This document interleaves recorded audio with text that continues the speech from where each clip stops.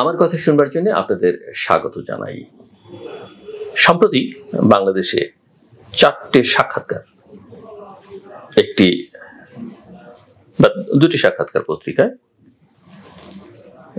দুটি সাক্ষাৎকার সামাজিক যোগাযোগ মাধ্যমে আলোচনার মধ্যে আছে। একটি নিউজ সম্পাদক নুরুল কবিরের সঙ্গে অন্তর্বর্তীকালীন সরকারের প্রধান প্রফেসর মোহাম্মদ ইউনূসের সাক্ষাৎকার, একটি সেনাপ্রধান জেনারেল ওয়াকারুজ্জামানের সঙ্গে প্রথম আলোর সঙ্গে সাক্ষাৎকার, একটি বঙ্গবন্ধুর হত্যাকাণ্ডের অন্যতম অভিযুক্ত এবং দণ্ডপ্রাপ্ত আসামি মেজর ডালিমের একজন ইউটিউবারের সঙ্গে সাক্ষাৎকার এবং আরেকজনের সঙ্গে সামাজিক যোগাযোগ মাধ্যমে সমন্বয়ক হাসনাত আব্দুল্লাহ সাক্ষাৎকার। এগুলো মোটামুটি ভাইরাল আলোচনার মধ্যে আছে। এগুলো থেকে যেটা বোঝা যাচ্ছে সেটা হচ্ছে যে সাক্ষাৎকারগুলো যদি আমি এক জায়গায় করি, সরকার আসলে খুব দুর্বল একটা জায়গায় আছে। সরকারের পারফরমেন্স নিয়ে সরকার প্রধান নিজেই সন্তুষ্ট নন। অনেক কিছু তিনি বুঝে উঠতে পারছেন না বা তার সরকার বুঝে উঠতে পারছে না, তাদের অভিজ্ঞতা সীমাবদ্ধ থাকছে। সেনাবাহিনী ক্ষমতার কেন্দ্রবিন্দুতে থাকবার তেমন কোনো আগ্রহ তাদের নেই। তারা রাজনৈতিক প্রক্রিয়ায় চেষ্টা চলুক সেটা চায়। বাংলাদেশের গণমাধ্যমের কোনো কোনো অংশের মধ্যে কিছু কিছু শক্তিকে উস্কানি বা প্রমোট করবার, নেতিবাচক শক্তিকে প্রমোট করবার একটা প্রবণতা, বাংলাদেশকে ইডিওলজিক্যালি ফিলসফিক্যালি একটা ভিন্ন ডিরেকশনে নিয়ে যাবার প্রবণতা এবং বাংলাদেশের সাংবাদিকতার যে চটুল সাংবাদিকতা, যেটাকে পাপেট সোল নানাভাবে আমি অভিহিত করেছি, একটা ভাইরাল হবার প্রবণতা এবং নিম্নমানের সাংবাদিকতা অনেক খ্যাতিমানদের মধ্যে সেই প্রবণতাটা লক্ষণীয়। মোটা দাগে আমি এই 4টে সাক্ষাৎকারকে কেন্দ্র করে আমার বক্তব্যটা রাখলাম। সরকার কি করছে? কমিশনগুলো করেছে, সংস্কার করবে, কখনো ডিসেম্বরে নির্বাচন, কখনো জুলাইয়ের মধ্যে নির্বাচন, এইসব কথাবার্তার মধ্যে সরকার আছে। কিন্তু যেটা স্পষ্ট বোঝা যাচ্ছে যে সেটা তারা আসলে ডেলিভার করতে পারছেন না, তারা পারফর্ম করতে পারছেন না। সরকারের মধ্যে একটা শক্তি ঢুকে পড়েছে, বা অন্তর্বর্তীকালীন সরকার প্রধান প্রফেসর মোহাম্মদ ইউনূসকে আমি মনে করি অগাস্টে আমাদের সামনে কোনো বিকল্প ছিল না। তার চাইতে বড়, তার চাইতে গ্রহণযোগ্য জাতীয় এবং আন্তর্জাতিক ভাবে কোনো ব্যক্তি ছিলেন না যিনি ওই সময় সরকার প্রধানের দায়িত্বটা নিতে পারেন, প্রফেসর মোহাম্মদ ইউনূসের। কিন্তু তাকে কিছু মিস ইনফরমেশন ফিট করা হয়েছে। তিনি যেহেতু ছিলেন না এবং তিনি যেহেতু বারবার নিজেও বলেন রাজনীতির মানুষ না, সেগুলো দ্বারা তিনি কনভিন্সড হয়ে তিনি এমন কিছু মন্তব্য বিভিন্ন সময় করে ফেলেছেন যাতে করে ওই শক্তিটা অনেক বেশি শক্তিমান হয়ে উঠেছে। জুলাই অগাস্টের যে অভ্যুত্থান, এই অভ্যুত্থানটা আসলে এই আন্দোলনটা কোটা বিরোধী আন্দোলন ছিল, বৈষম্য বিরোধী ছাত্র আন্দোলন নামে। একেবারে শেষ পর্যায়ে এসে এটা ছাত্র জনতার অভ্যুত্থানে পরিণত হয়েছে। স্পন্টেনিয়াস একটা মুভমেন্ট, এর কোনো একক নেতা ছিল না, এর কোনো স্ট্রাকচার নেতৃত্ব ছিল না। যারা কোটা বিরোধী আন্দোলনে ছিলেন তারা এই ধারাবাহিকতাটা ধরে রেখে পরিণতিটার দিকে নিয়ে গেছেন। কিন্তু আমাদের খেয়াল রাখা দরকার, 1971-এর মুক্তিযুদ্ধে যারা অংশ নিয়েছেন, বাংলাদেশের ইতিহাসে সবচেয়ে বড় বীর তারা।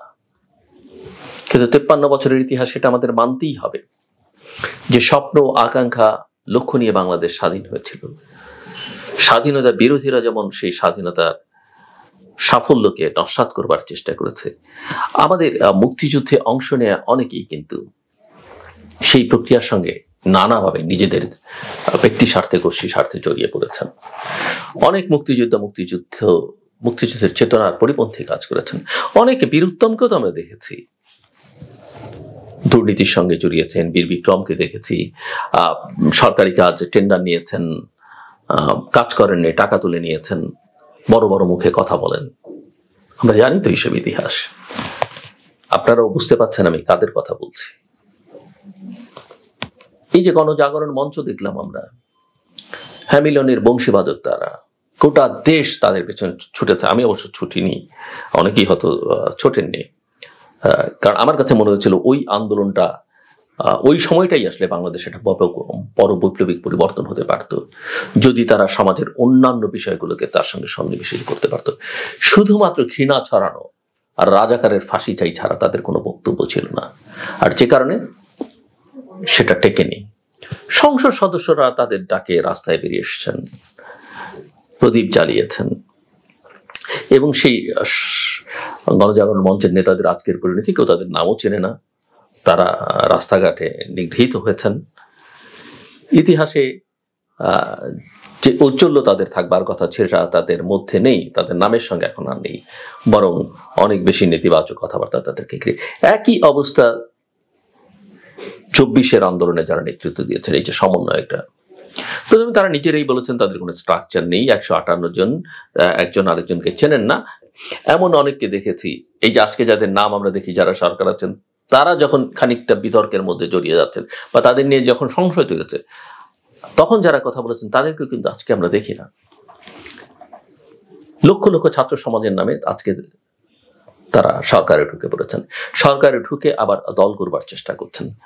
অভিযোগ আছে নানা রকমের দুর্নীতি, পদোন্নতি, এগুলোর সঙ্গে তারা জড়িয়ে পড়েছেন এবং বাংলাদেশকে একটা ভিন্ন খাতে প্রবাহিত করবার জন্য বাংলাদেশের স্বাধীনতা সংগ্রামের যে বিরোধী শক্তি, তাদের সঙ্গে এক ধরনের সখ্যতা তৈরি করে বাংলাদেশের 4-5 জন মানুষ, অন্ধকারের মানুষ যাদেরকে বলা যেতে পারে, সবাই নামে চেনেন, গুণী জ্ঞানী হিসেবেও তারা পরিচিত, কিন্তু তারা বাংলাদেশকে এমন একটা ব্র্যান্ডিং করবার চেষ্টা করছেন, এমন একটা ডিরেকশনে নিয়ে যাবার চেষ্টা করছেন, বাংলাদেশের মানুষের, বিশেষ করে যে মানুষ অসহায়, যে মানুষ দরিদ্র, যে মানুষ শিক্ষা দীক্ষায় কম, তাদের ধর্মীয় অনুভূতিকে পুঁজি করে বা তাদের আবেগকে ব্যবহার করে বাংলাদেশকে একটা ভিন্ন ডিরেকশনে নিয়ে যাবার চেষ্টা করছেন।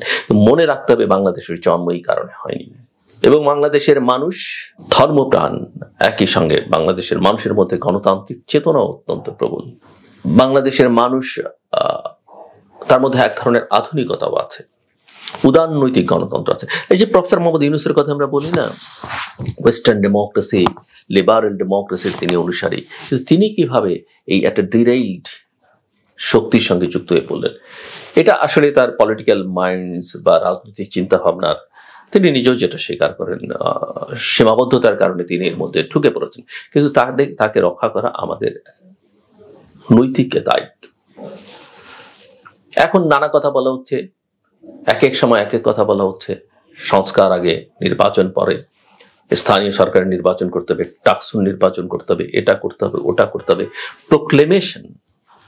বাংলাদেশের 1971 সালের 10ই এপ্রিলের যে প্রোক্লেমেশন অফ ইন্ডিপেন্ডেন্স, এর চাইতে বড় কোনো ঘোষণা একটা দেশের জন্য, অঙ্গীকারের জন্য দরকার নেই। অঙ্গীকার, আমরা সাম্য প্রতিষ্ঠা করব, মানবিক মর্যাদা, সামাজিক ন্যায় বিচার প্রতিষ্ঠা করব, গণতন্ত্রের আকাঙ্ক্ষা নিয়ে জন্য বাংলাদেশের জন্ম আছে। গণতন্ত্র থাকলে আপনার প্রতিটি মানুষের অধিকার নিশ্চিত হয়, আপনি যে ধর্মের হন না কেন, আপনি যে বর্ণের হন না কেন, যে গোত্রের হন না কেন, যে এথনিক গ্রুপের হন না কেন। সেই জায়গাগুলোতে আমরা মনোযোগ না দিয়ে নানা রকমের বয়ান হাজির করবার চেষ্টা করা হচ্ছে, এবং যে রাজনৈতিক শক্তি আসলে সামনে জনগণের প্রতিনিধিত্ব করবার কথা, সেই শক্তিকেও আন্ডারমাইন করবার চেষ্টা করা হচ্ছে। আমি মনে করি বাংলাদেশে একটা ইনক্লুসিভ নির্বাচন দরকার। আওয়ামী লীগ যদি নির্বাচন করতে চায়, এটা যেহেতু নিষিদ্ধ রাজনৈতিক দল না, তাদের যদি সাহস থাকে তারা নির্বাচন করবে, এবং আমি মনে করি তাদের সেই নির্বাচন করবার অধিকারও, এতে ভয় পাওয়ার কিছু নেই। বিএনপি যে কর্মসূচি দিয়েছে তার অধিকাংশই এখন অ্যাকসেপ্টেবল সবার কাছে, তাকে আন্ডারমাইন করবার কোনো চেষ্টা করার কোনো সুযোগ নেই। ভুল ত্রুটি তো থাকেই, দেখা যাক আমাদের সামনে অপশন কি। জামায়াত পারলে করুক, কিন্তু তারও তো অতীত আছে, সেটাও আমাদের মাথায় রাখতে হবে। সব মিলিয়ে আমি যেটা দেখি, শাসনের একটা দুর্বলতা তৈরি হয়েছে বাংলাদেশকে ভিন্ন খাতে, এবং আন্তর্জাতিক মহল এটা আর অ্যাকসেপ্ট করবে না। এখানে বিনিয়োগ, ব্যবসা কিছুই হবে না যদি না পলিটিক্যাল স্টেবিলিটি আসে, এখানে যদি নির্বাচন না হয়। এমনকি আপনি যদি সরকারের অনেক কিছু নিয়ে, যেহেতু আমি আমাদের প্রতিষ্ঠান সিজিএস থেকে আমরা এই যে ডিজিটাল সিকিউরিটি অ্যাক্ট, বাক স্বাধীনতা, ব্যক্তির স্বাধীনতা, চিন্তার স্বাধীনতা নিয়ে কাজ করেছি, সাইবার সিকিউরিটি অ্যাক্ট নিয়ে কাজ করছি। আপনি দেখেন সাইবার সিকিউরিটি অ্যাক্ট এটা বাতিল করবার কথা, এখন সেটা সাইবার সুরক্ষা অধ্যাদেশ নামে হাজির করবার চেষ্টা করা আছে। কিন্তু এই খসড়ার মধ্যেও যদি আমরা দেখি, এরা কিন্তু ওই আগেকার রাজনৈতিক শক্তিগুলো ক্ষমতাসীনদের বলয় থেকে বেরোতে পারেনি। সেখানেও কিন্তু অপব্যবহারের নানা ঝুঁকি কিন্তু দেখা যাচ্ছে, এবং কিছু কিছু ধারা বাদ দেওয়া হয়েছে, কিন্তু পুরনো আইনের মতোই এখানে গ্রেপ্তারি পরোয়ানা, তল্লাশি, গ্রেপ্তারের বিধান রাখা হয়েছে, যেটা খুবই উদ্বেগজনক। কিছু কিছু বিষয় এখানে যুক্ত করা হচ্ছে, যে সাইবার বুলিং, ব্ল্যাকমেলিং, অশ্লীল বিষয়বস্তুর প্রকাশন সংক্রান্ত একটি ধারা। কিন্তু বিতর্কিত ডিজিটাল নিরাপত্তা আইন এবং সাইবার নিরাপত্তা আইনের মত প্রকাশকেই অপরাধ হিসেবে বিবেচনা করা হতো, এবং সাইবার সুরক্ষা অধ্যাদেশেও খসড়ায় এমন ধারা রাখা হয়েছে যেটির মাধ্যমে আইনটি অপব্যবহারে অস্ত্র ক্ষমতাসীন ব্যক্তি বা পুলিশের হাতে তুলে ধরা হয়েছে। কি পরিবর্তন আপনি করলেন? জাস্ট একটা উদাহরণ দিলাম আমি। আপনি একে গ্রেফতার করছেন, ওকে গ্রেফতার করছেন, আপনি ব্যবসায়ীদেরকে ঢালাও ভাবে, ব্যবসায়ীরা যে বাংলাদেশে অপরাধ করেনি, দালাল হিসেবে নিজেদেরকে সমাজে তুলে ধরে নেই, একথা অনস্বীকার্য তুলে ধরেছেন। কিন্তু এমন কোন শ্রেণী পেশার মানুষ ছিলেন না? আমাদের সাংবাদিকরা কি করেছেন? শিল্পীরা, সাহিত্যিকরা, খেলোয়াড়রা, কেউ কি বাদ ছিলেন? কিন্তু এই যে ব্যবসায়ীদের আপনি চেপে ধরছেন বড় বড়, এতে করে তো আমার দেশের অর্থনীতি বিপর্যস্ত হয়ে পড়ছে। আপনি তার সুনির্দিষ্ট অপরাধের বিচার করেন, কিন্তু ওই যে ব্যাংক অ্যাকাউন্ট জব্দ করে দেয়া, বিদেশে যেতে না দেয়া, দুদকে ডেকে নিয়ে আপনি জায়গা জমি ক্রোক করছেন, ও সবাইকে মামলায় ফাঁসিয়ে গ্রেপ্তার করবার চেষ্টা করছেন, এগুলো আসলে আখেরে কাজ দেবে না। 2007-08-এও কাজ দেয়নি, এখনো এগুলো কাজে দেবে না। এবং মাথায় রাখতে হবে, আমি বিশেষ করে এখন যারা বিচার প্রক্রিয়ার সঙ্গে আছেন, আইন শৃঙ্খলা রক্ষাকারী বাহিনীতে আছেন, দুদকে আছেন, তাদেরকে এটা মাথায় রাখতে হবে। এই যে শাসন ক্ষমতার সঙ্গে যুক্ত কতিপয় ইম্যাচিউর, আবেগী, এদের দ্বারা প্ররোচিত না হয়ে আইনসম্মতভাবে, সুবিবেচনা প্রসূতভাবে আপনারা অ্যাকশনগুলো নেবেন। মাথায় রাখতে হবে যে বাংলাদেশে একটা নির্বাচন করতে হবে 25 বা 26-এর শুরুর দিকে।